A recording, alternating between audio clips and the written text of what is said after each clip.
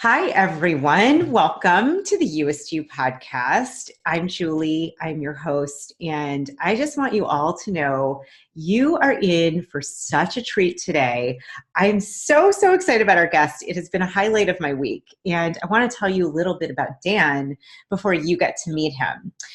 So let me tell you, Dan Casetta, he connects good ideas and great people. As a respected and trusted business leader, Dan had a profound impact on thousands of entrepreneurs, leaders, and salespeople over the past 25 years. Throughout his career with the Vector Marketing Cutco sales organization, Dan has been a one in a million achiever and transformational leader. He became the most successful and influential field manager in the nearly 70-year history of Cutco, and his programs for leading and developing teams were integral in sparking the company's rapid growth and expansion. Throughout various roles with the company, Dan has coached and mentored top sales reps, managers, and executives, teaching skills like selling, leadership, financial well-being, and personal development to the company's top talent. Dan helps create champions, both in and out of his Cutco business. His influence has extended nationwide through speaking, writing, and hosting gatherings of like-minded, success-oriented people. He's the co-author of Success Starts Today with Jack Canfield and Cutting Edge Sales with John Berghoff, Hal Elrod, and a who's who of powerful present-day influencers who started their careers with Cutco. His passion is in adding value to the world and leaving positive ripples everywhere he goes. And I'm going to tell you, my friends, this is what Dan does. I've had the honor and pleasure of getting to hear Dan and meet Dan throughout the Miracle Morning community, the Cutco community. And Dan, it is such an honor to have you here today. Well, thanks for having me on, Julie. I really appreciate it. Well, I'm excited to dive in. I mean, you have so much information and wisdom, I believe, that to share, and that, I know that my listeners and tribe are always looking for more ways to live into their potential.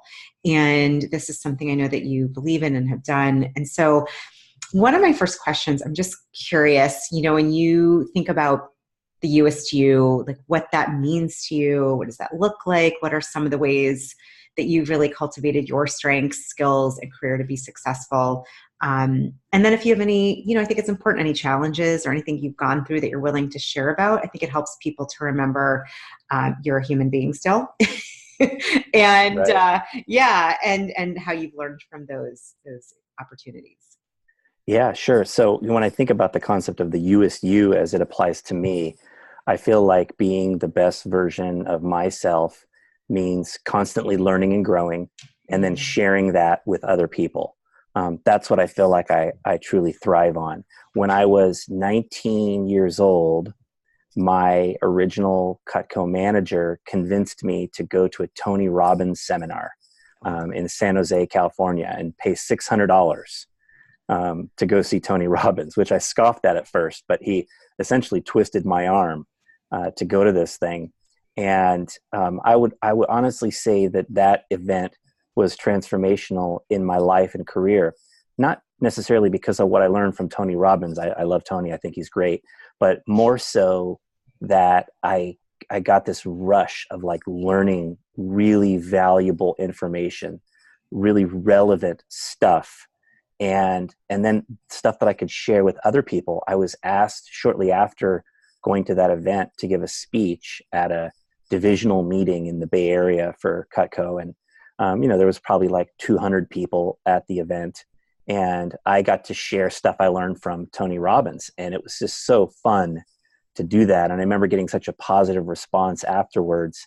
And that really helped me realize that that's what I wanted to do. I was lucky to find a job where I could do this all the time in many different settings and many different formats, and, with a whole lot of different audiences.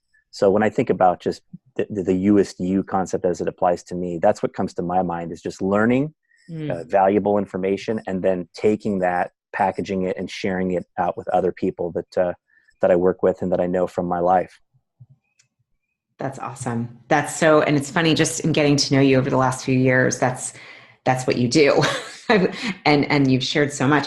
I'd love to hear a little bit about your career with Cutco, with becoming one of the top leaders. I'm sure you didn't start that way. I would imagine you grew into that, or maybe you did, but maybe a little bit about your career and how you moved into where you are now, what that journey looked like. Sure.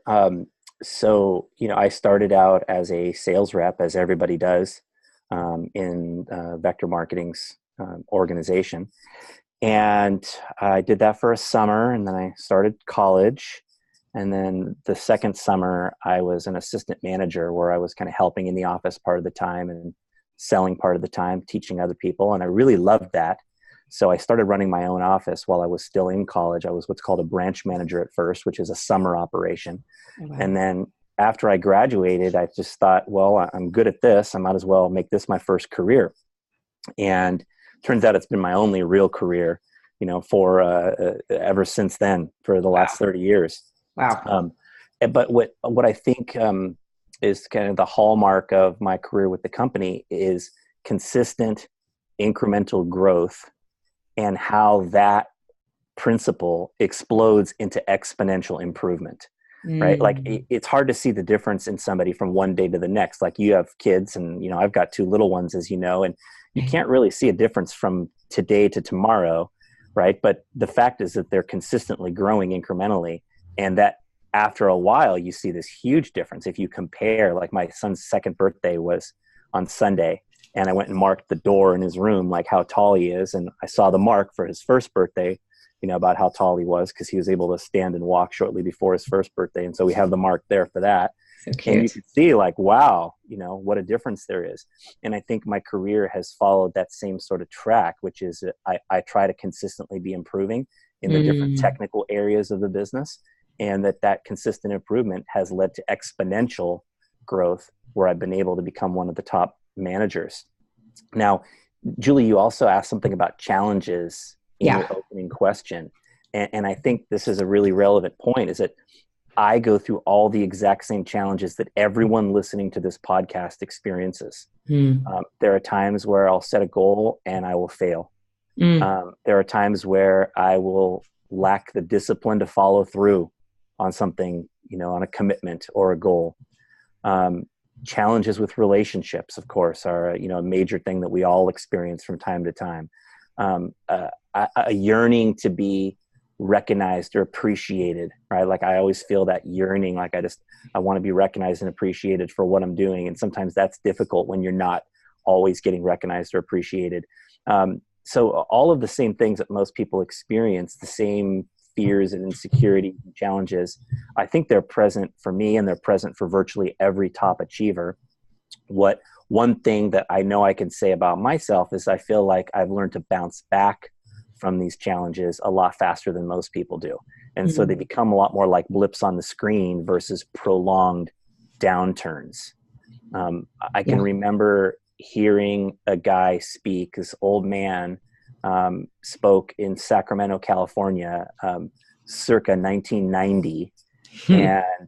And he was talking about challenges and difficulties. And he said, there's a question you can ask yourself when you experience any difficulty. You might have heard me present this once in the past, but the question was, am I going to die right now? And I remember hearing that and thinking, well, no, like there's no challenge I've experienced where I'm going to die right now, at least not yet in my life. Yeah. And if you're not going to die right now, then whatever the challenge is, you can handle it. You can get past it. You can overcome and still get to where you want to be. And I just remembered hearing that lesson many years ago, and that's sticking with me. And I think that has helped me with those challenges to be able to move forward and still do well.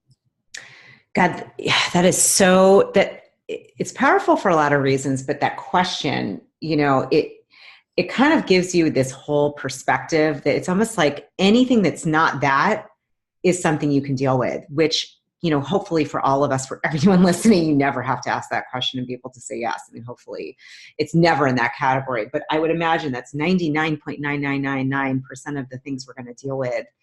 You're not going to die in this moment. And so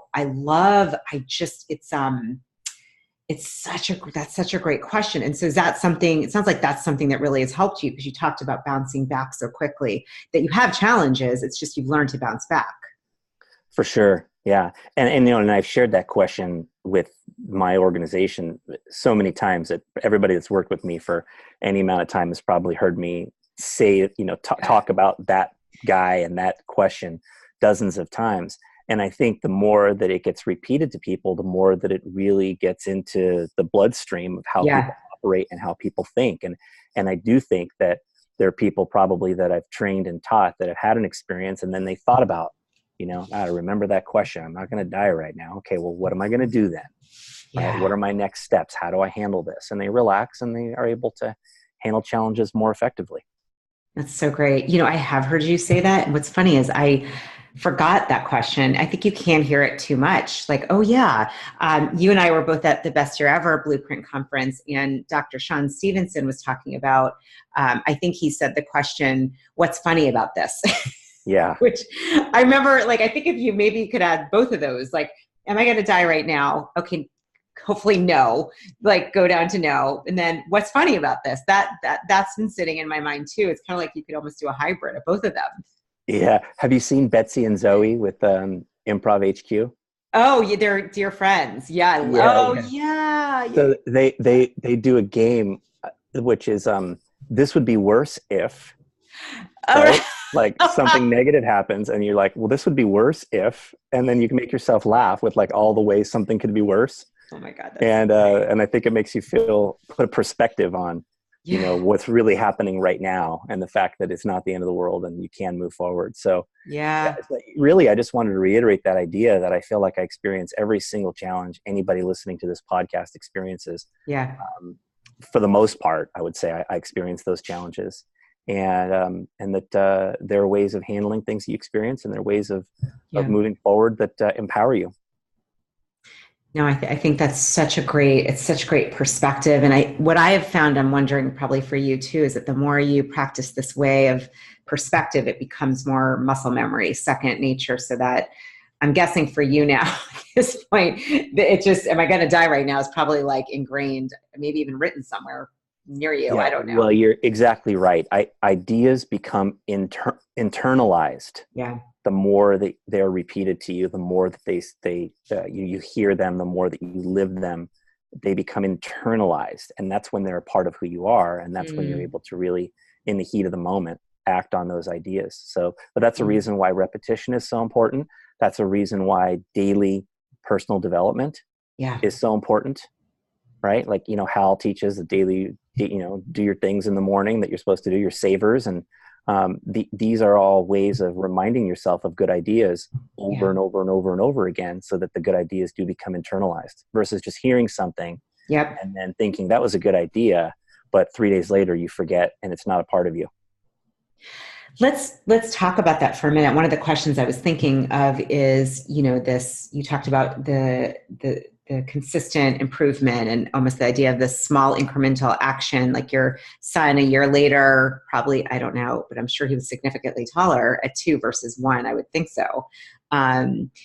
What are some of the consistent, you know, incremental actions or things that you do, like you specifically, because you have a way of just, you know, connecting with people and reaching people, making an impact. So what are some of those things that you do that you attribute to being in the right mind space, success, all of that? Yeah, well, the idea of some type of learning is a key part of the answer to this question. And for different people, learning can take different formats. So I do like to read, but I find it difficult to like make time daily for reading. Some nights, if I feel like I'm done with everything I need to do, I'm not tired, like that's a perfect time for me to read for 30 or 60 minutes. I read a lot when I travel. Normally, if I'm on an airplane, I've got a book and I'm engrossed in it for the majority of the flight. I do try to do audio learning as well, podcasts primarily. And then sometimes I'll like follow the rabbit hole of something I might see on social media that looks interesting. You know, we all have people we know who, when they post something on social media, it's generally valuable. And Yeah. Those people are the ones where I'll like click on a link and I'll like read something and try to learn from it. So those would be some of the things I think that I try to do that help me to continue learning. And then what's really key is what we opened with in your first question is that when I've learned something good, what I'll always try to do is turn it into a teachable lesson for people that I work with in my organization. So I'll turn it into a speech, or I'll turn it into a discussion, or some kind of workshop, or even just an email or blog, where I'm articulating that learning back in my own words. So it's reinforced to me that way, but also it's getting out to other people too. So the learning combined with the taking it and teaching it to other people, I think is what really gets it to stick. Well, and I would imagine like you just said, by that constant focus on learning in different ways, and whether it's on the plane or, I do the same thing. I click on links and I'm like, oh my gosh, that was 45 minutes ago. Where am I? But it was interesting. Sometimes I do it with like intention. I'm like, yep, I'm following the rabbit hole and I'm okay with that. I love that. But you're turning it into content or ways of teaching it. Sounds like then those around you are benefiting too. Yeah, I will often find something and realize like, okay, this is really long. I don't have 45 minutes right now for this, but I'll email the article to myself. And then I'm reminded of it when I'm at my computer with my to-do list and my calendar, and I can put it in like, on a day where I know I have some free time, I can put it in there and say, hey, read that email about. Yeah. So I just did this morning as I was eating breakfast and drinking some coffee. I looked at my social media, and somebody who I feel like is a pretty good influencer had posted something with the comment, "This is one of the most compelling articles I've ever read."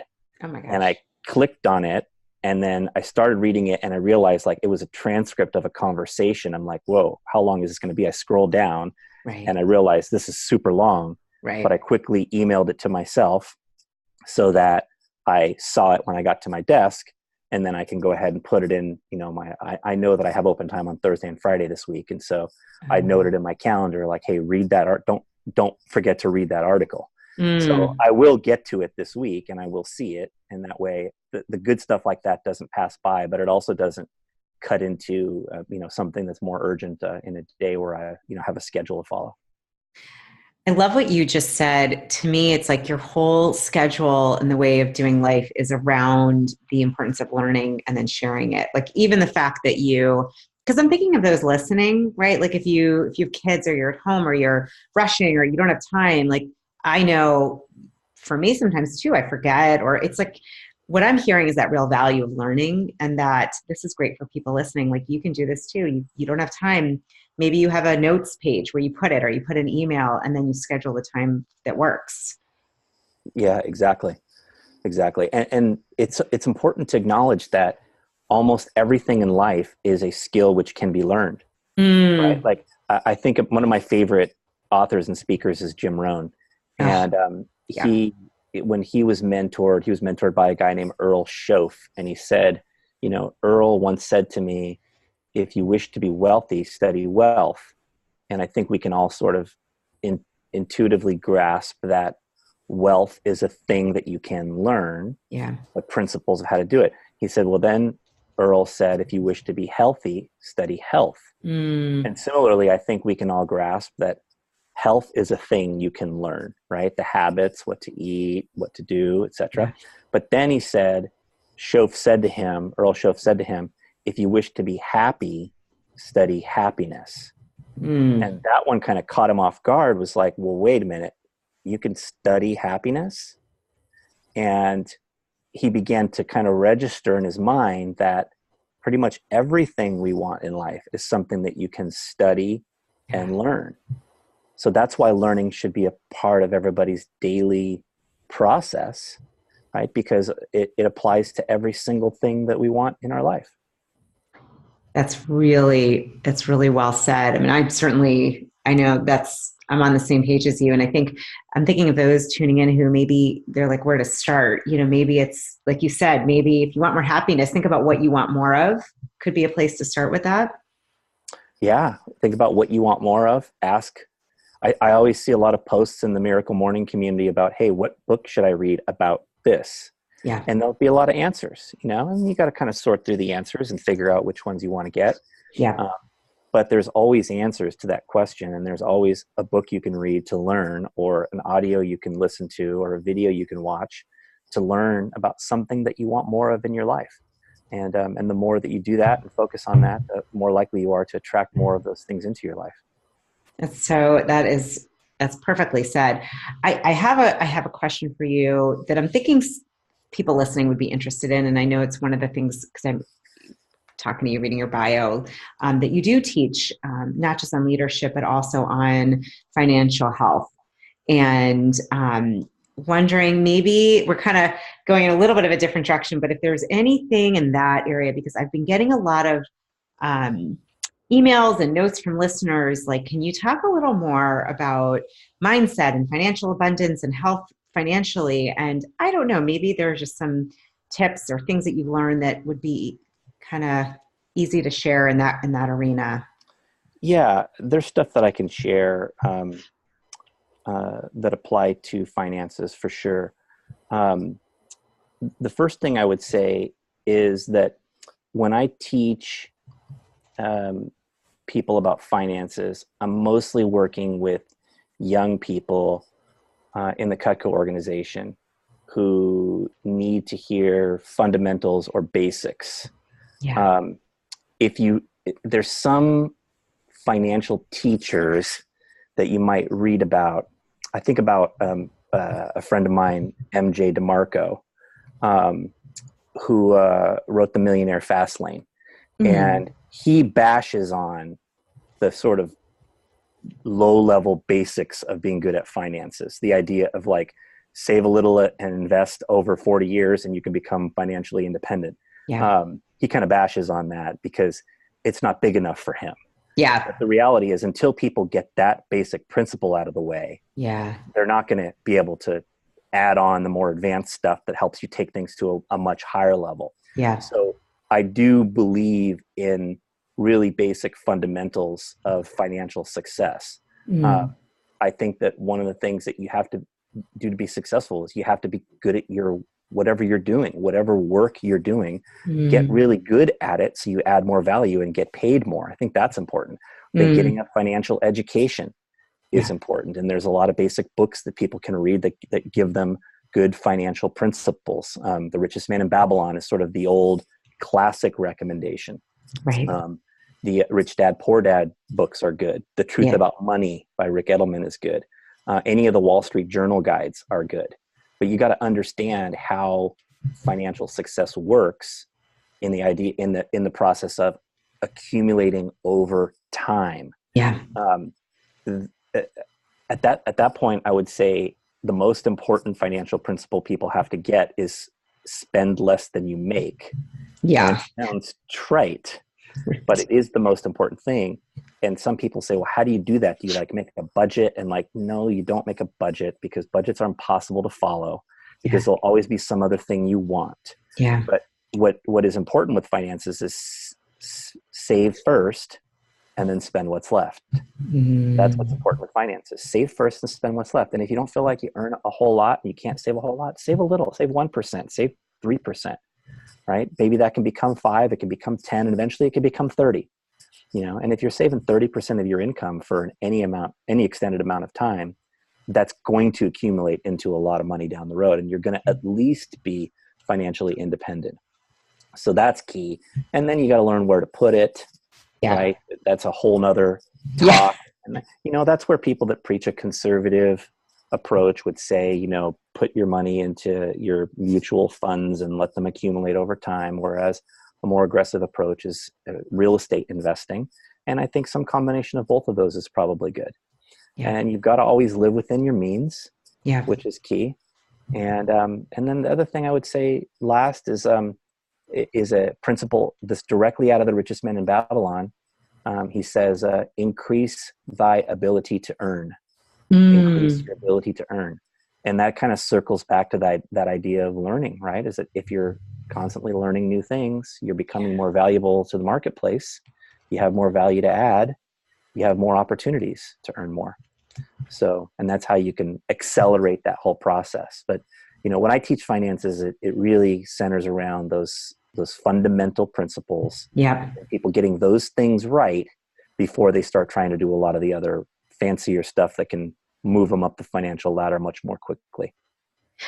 Well, I think this is so great, Dan, because honestly, sometimes people miss the basics, and it's like anything, you've got to have the foundation before you add on to it. And I love what you just said. I mean, it all connects. Like if you're making learning, like you said, part of your routine, part of who you are, part of your adding for yourself and to others, that will increase your earning and your ability to add value, which can also shift your finances. So it's very connected. Right. Exactly.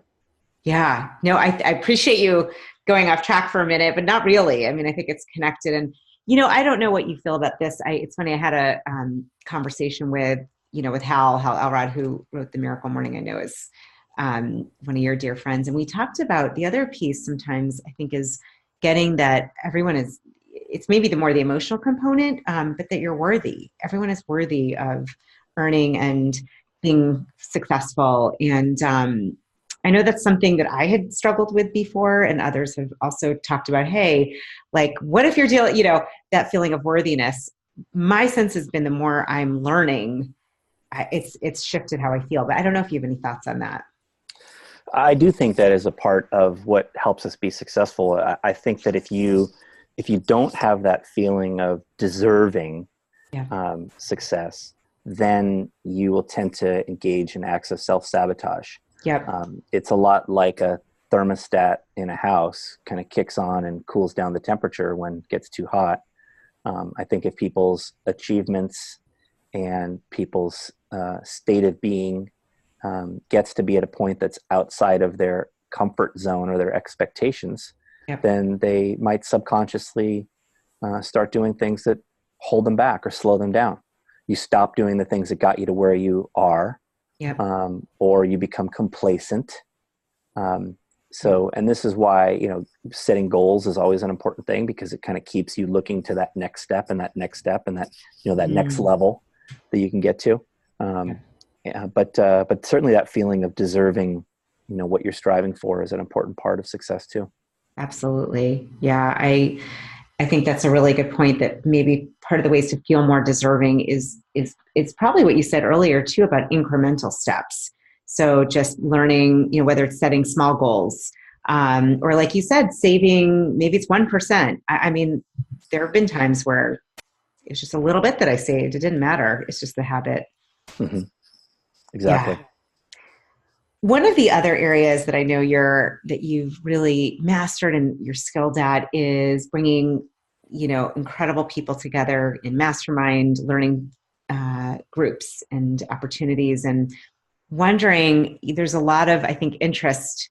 And I think I think this is such a great trend to have more people connecting authentically and to learn and grow with one another.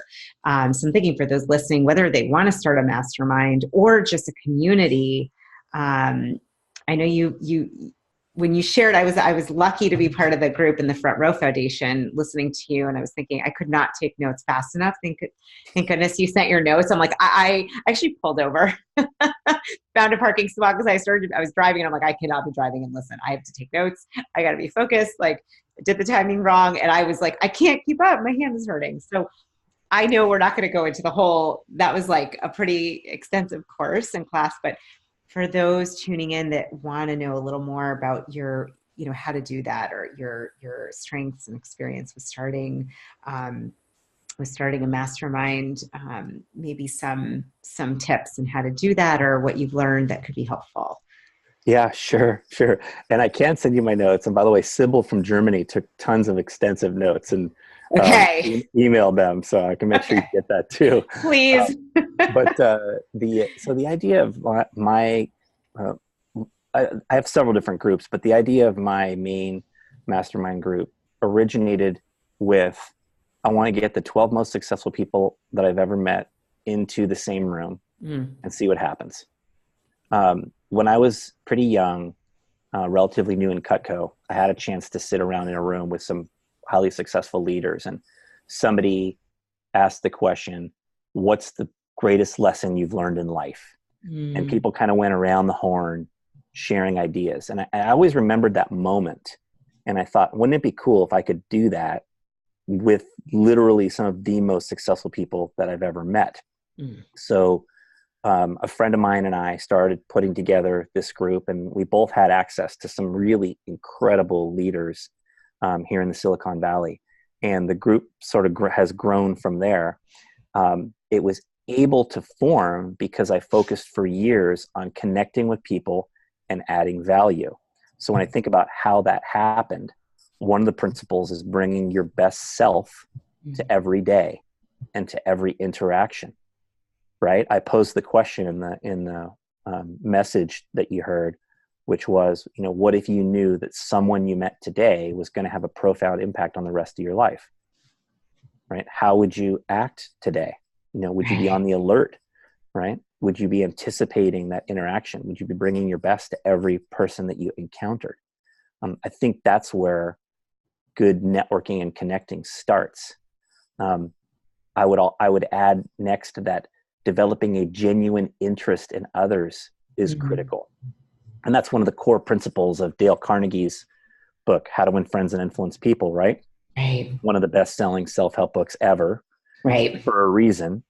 And, and Jim Rohn talks about fascination with people, being fascinated with people. I think that's an important key to connecting. After those, I would say it's important to follow up with people who you meet. So, getting people's contact information, following up, connecting on social media, and then making sure that your social media presents a good brand of who you are, so that down the road, if you want to reconnect with them or you want to invite them to something, like, you have a little bit of cachet, in terms of how they view you. Beyond all that, I would say finding ways to add value to others is what builds relationships. And just thinking about what you can give in relationships versus what you can get. One of my good friends in Cutco, John Wasserman, wrote a book, and I still remember the phrase he wrote in there, which was, networking is not about what you can get from other people. It's about what you can give to other people. And if you get that, then you're looking for ways to add value to your network. And that builds those relationships so that when you need something or you ask for something, right, people are there for you too. Ooh, there's a lot of nuggets. Again, those who are listening, you can't see, I'm like writing feverishly. I'm like, okay, I'm going to listen to this again because I really want to make sure we have show notes. Everybody gets these nuggets. What I'm getting, honestly, underneath it is this authentic curiosity and eagerness to add real value. Like, that's what I'm hearing, is that when you take yourself and worry about what am I going to get and how's this going to play out versus just what I think, what I've sensed with you and with so many of the amazing leaders that have come through Cutco and that I've gotten the privilege to know, it's honestly, it's adding that real value and feel it, because we can feel that. People can feel that when you're doing that. Right. For sure. There's no doubt that's critical. What has it been like? So I have a question now. I'm just actually very fascinated and curious. What are some of the things you have heard? I'm not remembering if you said what some of those answers were, but now that you've gotten, and I know it's grown beyond 12, right? You have more than 12 in your mastermind, or that you've added on. But just some of the highlight comments when you ask that question, what are some of the most important lessons you've learned? Do you have any you can share with us?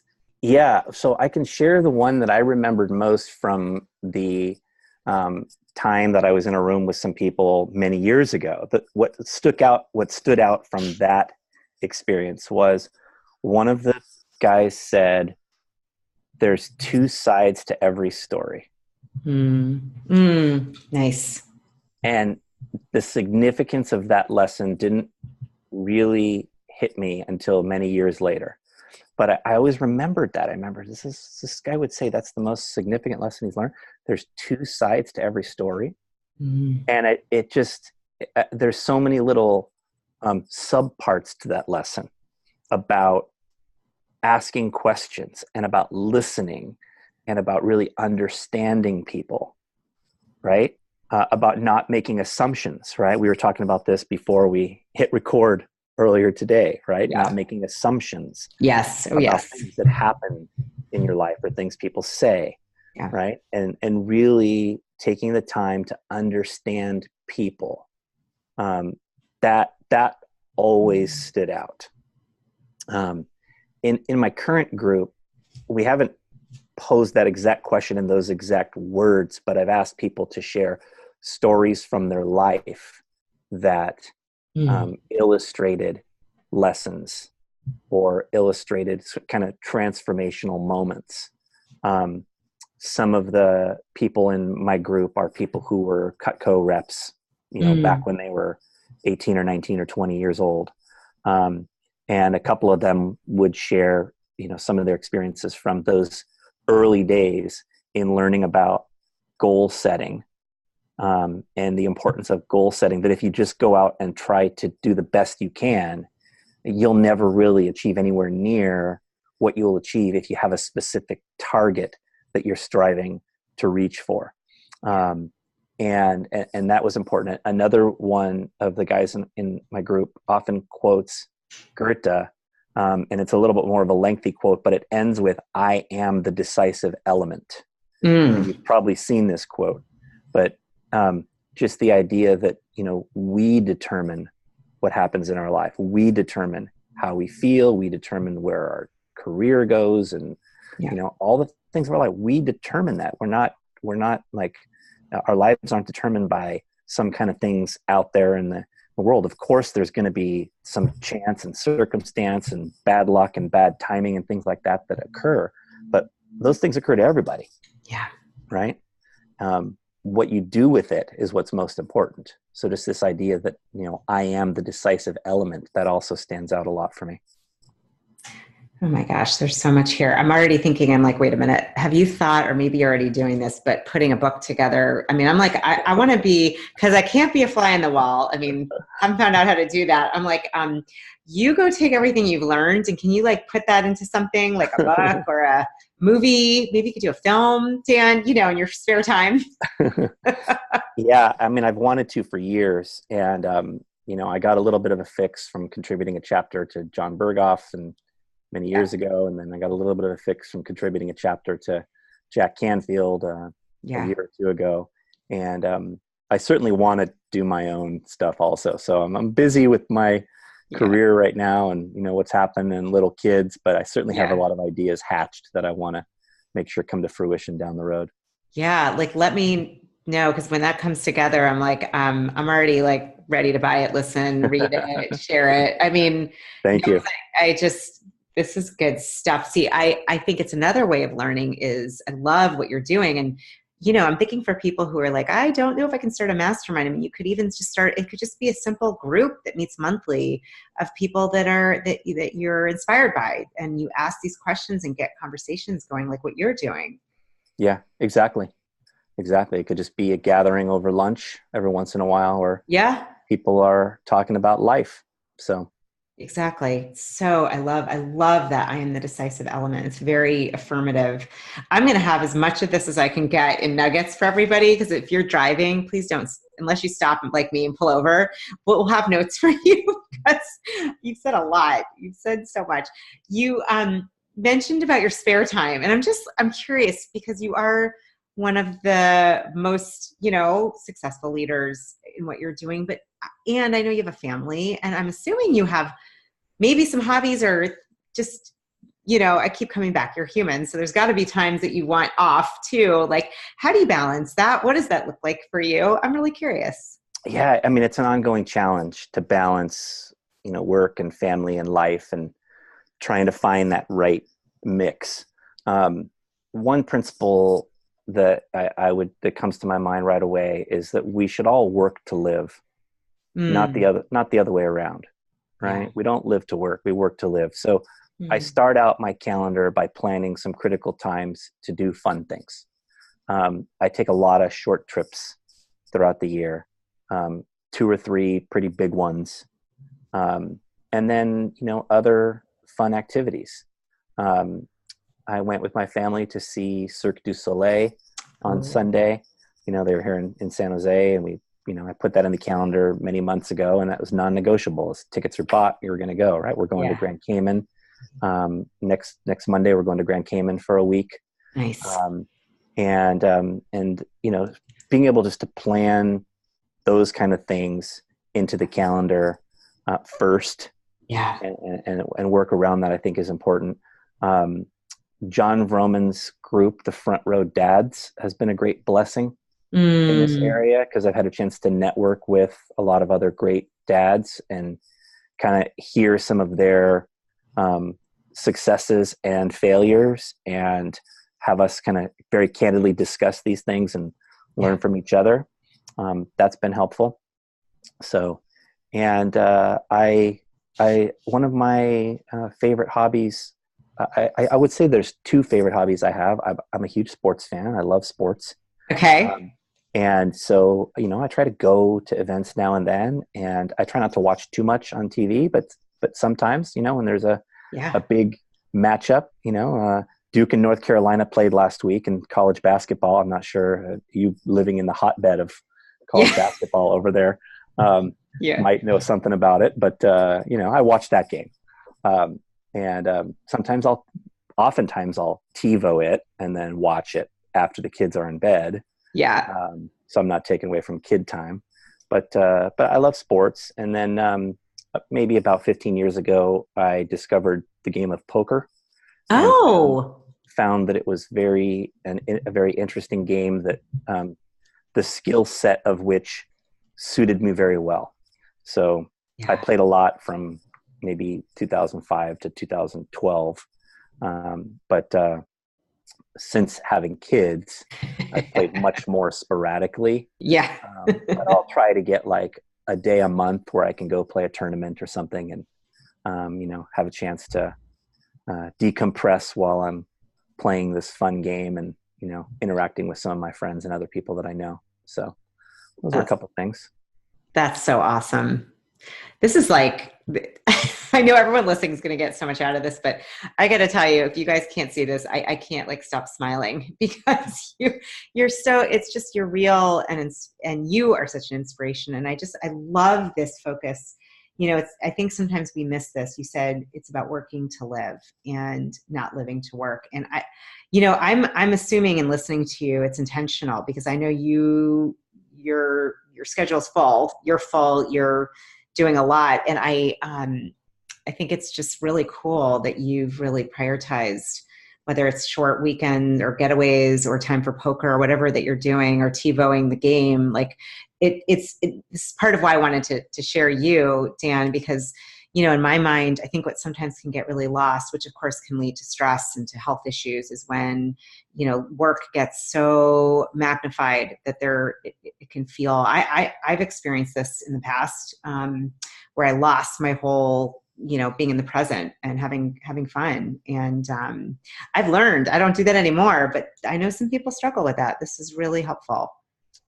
Yeah, one of my new friends, Christopher Lochhead, who I think you know. Yes, Uh, he's been on the podcast. He's great. yeah, he just wrote a blog that was something along the lines of a screw hustle.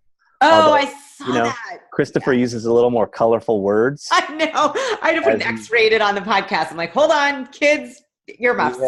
yeah. So,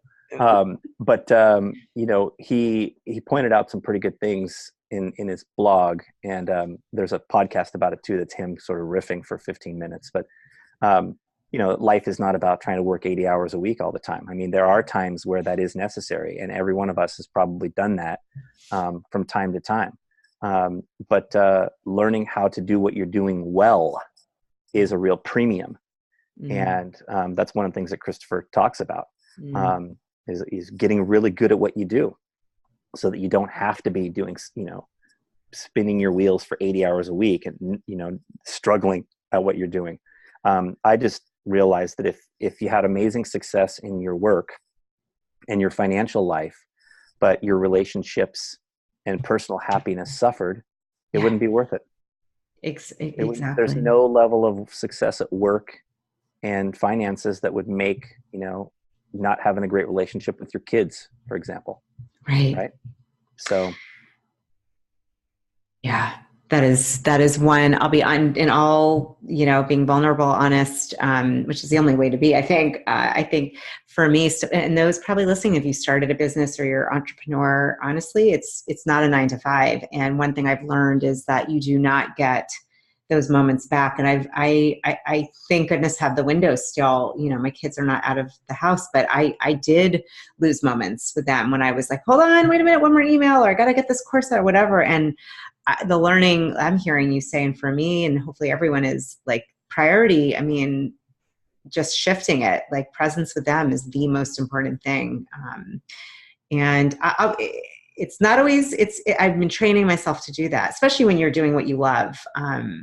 It can feel like a challenge, but I love this idea of balance, and it's crucial. You don't get it back. Right. Exactly. Yeah.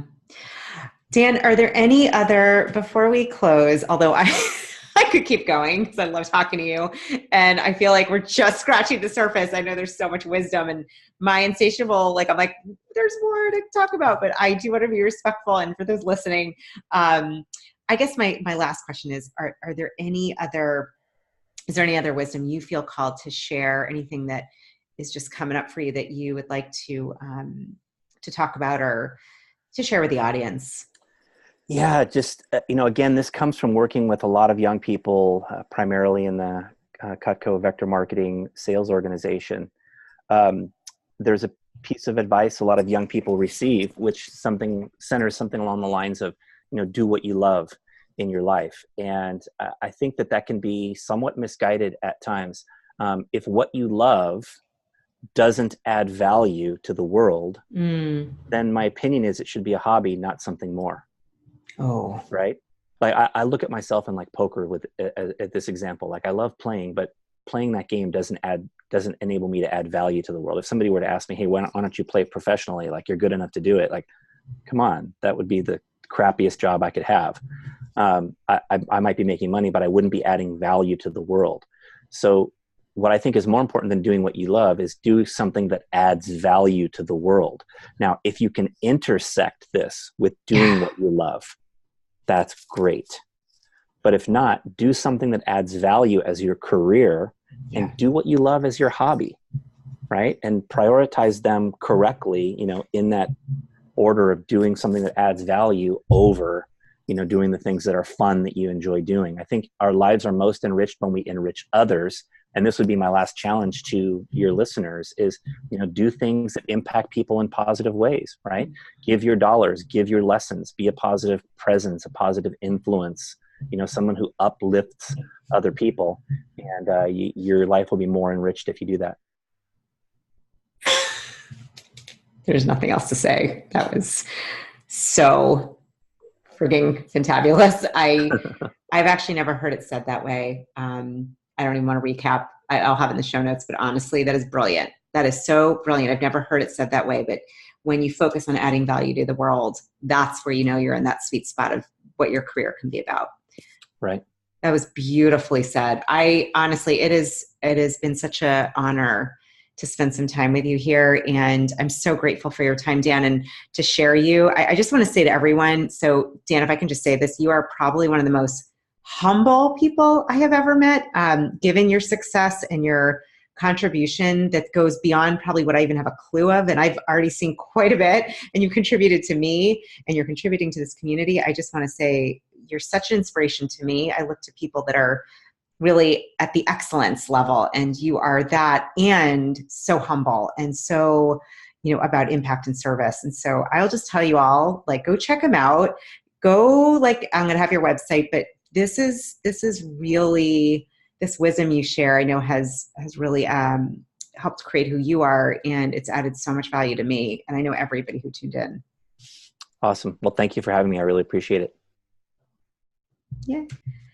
Hey everyone, before we leave, I did want to let you know where you can find Dan and a couple ways to find him. So first of all, you can find Dan on his website. Highly recommend you head over there. It's dancasetta.com, 1 S, 2 T's.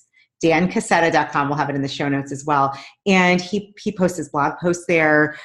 Also, you can click on a link to get his emails, which he only sends once a month with awesome content. A lot of what we talked about today and way beyond that.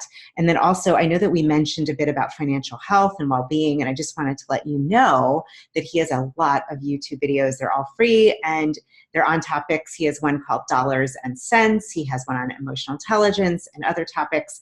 So you can find him on YouTube. And then, of course, on Facebook, Instagram at Dan Casetta. So again, it's Dan, CASETTA.com. One S, two T's. I finally got that myself. Anyhow, go check him out. You will love, love, love his content and just get more of his goodness.